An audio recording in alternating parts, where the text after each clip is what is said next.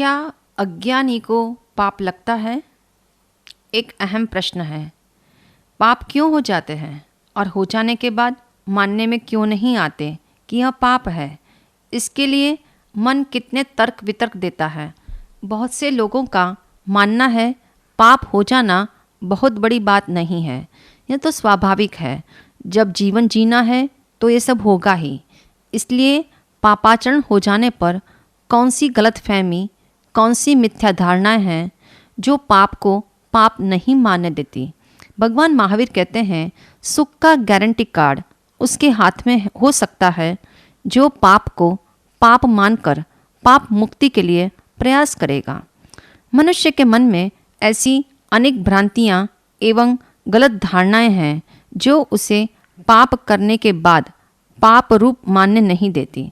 धारणाएं अर्थात मान्यताएं जो समाज में बड़ी प्रचलित हैं, जो मन की तहों में बचपन से घर कर गई है।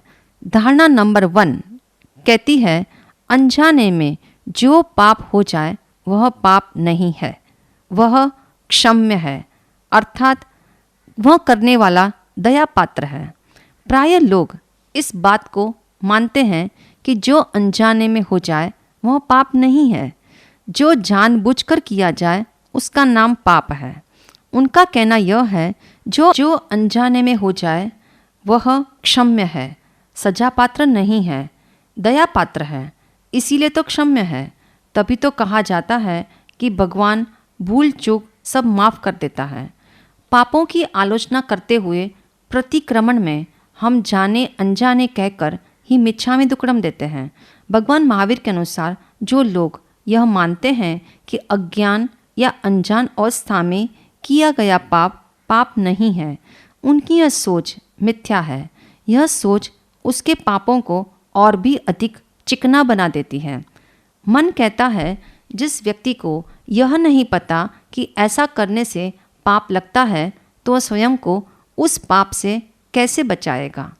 जिन्हें यह पता ही नहीं हवा, अग्नि, वनस्पति या पानी में भी जीव होते हैं, वह उन पापों से कैसे बचेगा।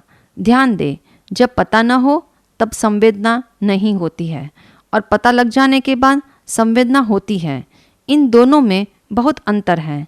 यही ज्ञानी और अज्ञानी के बीच का अंतर है। हमें इस भेद को जानकर पाप को समाप्त करने का सम्यक पुरुषार्थ करना है। एक जैसी पाप क्रिया करने पर भी ज्ञानी क्या सोचता है और अज्ञानी क्या सोचता है, पाप किसे ज़्यादा लगेगा, से समझे। एक बोतल में जहर पड़ा है। एक को इस बात का पता है किंतु दूसरे को नहीं पता। जिसे पता है वह भी किसी परिस्थितिवश उस जहर को पी लेता है और दूसरा व्यक्ति जिसे जानकारी नहीं थी वह भी उसका सेवन अनजाने में कर लेता है। तो क्या दोनों के लिए परिणाम एक जैसे आएंगे या अलग अलग आएंगे? निश्चित रूप से दोनों के लिए परिणाम एक जैसे ही होंगे। जहर नहीं जानता कि किसने मुझे अनजाने में पिया और किसने मुझे जानबूझकर पिया। बौद्ध ग्रंथ मिलिंद में सम्राट मिलिंद द्वारा महात्मा बुद्ध से अनेक प्रश्न पूछे गए, जिसका संकलन इस ग्रंथ में हुआ है। इस ग्रंथ में सम्राट मिलिंद ने महात्मा बुद्ध से पूछा कि एक अनजान व्यक्ति और एक जानने वाले व्यक्ति द्वारा समान रूप से पाप क्रिया हो जाए तो दोष किसको अधिक लगेगा। महात्मा बुद्ध ने एक रूपक द्वारा दिया। एक लोहे का धधकता हुआ गोला है। एक व्यक्ति को पता है कि ये लोहा गर्म है और मेरा हाथ जला देगा, पर उसे आदेश मिला कि इस गोले को छूना है। दूसरा व्यक्ति जो उस गोले की उष्णता से अनजान है, उसे भी आदेश मिला कि इस गोले को छूना है, तो हाथ दोनों के जलेंगे। सिर्फ फर्क इतना होगा कि जिसे नहीं पता वह तो अनजाने में उस गोले को अच्छे से पकड़ लेगा और जिसे पता है वह इस तरह से छुएगा जिससे उसका हाथ कम से कम जले। यही अंतर है ज्ञानी और अज्ञानी की प्रवृत्ति में। प्रवृत्ति एक जैसी दिखाई दे रही है, परंतु ज्ञानी को परिस्थितिवश करना पड़ रहा है और अज्ञानी असावधानी से कर रहा है। जिन वाणी का कथन है ज्ञानी के पाप हल्के और अज्ञानी के पाप भारी होते हैं। इसलिए ज्ञानी को पाप कम किंतु अज्ञानी को पाप अधिक लगता है। हालांकि व्यवहारिक स्तर पर हम इस कॉन्सेप्ट को स्वीकार नहीं कर पाते। जैसे ही कोई अपनी अज्ञानता दर्शाता है तो इसे आसानी से माफ़ी मिल जाती है, परंतु according to law ignorance has no excuse. कानून इस बात को नहीं मानता कि अनजान अवस्था में हुए पाप क्षमा के काबिल है। इस कानूनी तथ्य भी जिनवाणी का समर्थन करती है। यहाँ एक सावधानी अवश्य रखें, जिसके द्वारा पाप हुआ है उसे घृणा का पात्र न समझा जाए, उसकी निंदा नहीं की जाए और उसे सजा न दी जाए। ज्ञानी व्यक्ति पाप को करने से पहले जानता है, करते हुए भी जानता है और करने के बाद भी जानता है। जो जानता है कि मैं गलत मार्ग पर चल रहा हूँ, उसके दो लाभ हैं। नंबर 1, वह कभी भी सही मार्ग पर लौट सकता है। नंबर 2, उसके भीतर में पाप का पश्चाताप भी संभव है।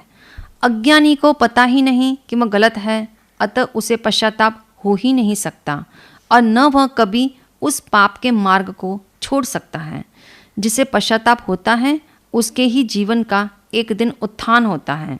इसलिए अज्ञानी के पाप तीव्र बंधनकारक है, जिसका फल उसे भोगना ही पड़ता है। हालांकि जानबूझकर जो पाप किया गया है वह भी भोगना तो पड़ता है, पर वह पाप मक्खन में फंसे बाल की तरह है, जो समझ की आंख से विजिबल होने से पश्चाताप और प्रायश्चित द्वारा निकाला भी जा सकता है। परंतु अज्ञानी का पाप गोबर में फंसे बाल की तरह है, जो न जल्दी से दिखाई देगा और दिखाई देने पर भी उसे निकालना बहुत मुश्किल है। हाँ, इतना अवश्य अंतर है, जाने अनजाने में किए गए पाप का फल जब भी मिलेगा तो उसके भोगने में अंतर पड़ता है। अनजाने में किए गए पाप का फल अनजान अवस्था में भोगना पड़ता है, तो जानबूझकर किए जाने वाले पाप जानकर अर्थात समझ की अवस्था में भोगे जाते हैं। इसे उदाहरण द्वारा स्पष्ट रूप से समझेंगे। मान लो एक माँ अपने 2 बच्चों को छोड़कर चल बसी। उसका एक बेटा 1 वर्ष का है तो दूसरा बेटा 6 वर्ष का है। 6 वर्ष वाला बालक यह जानता है कि मेरी माँ मर गई है। उसे माँ बार बार याद आती है। उसके द्वारा मिलने वाला प्रेम, लाड़ और सभी सुविधाएं भी उसे याद आती हैं। वह समय समय पर माँ के लिए रोता भी है। 1 वर्ष के बच्चे को माँ का कोई बोध नहीं है, उसको एहसास भी कम है, अतः दुख की स्थिति भी समान नहीं है। 6 वर्ष वाले बालक ने जानबूझकर जो कर्म किया होगा उसका फल जानते हुए भोग रहा है, परंतु 1 वर्ष वाला बालक उसी फल को अनजान अवस्था में भोग रहा है। इसलिए अनजान अवस्था में किए जाने वाले पापों पर कहीं ब्रेक नहीं है। जो पाप को पाप मानता है किंतु मजबूरी या प्रलोभन से कर भी लेता है तो भी उसके लौटने की पूर्ण संभावना है। यही ज्ञान का लाभ है जो हमें पाप कराने से रोकता है और पश्चाताप भी कराता है।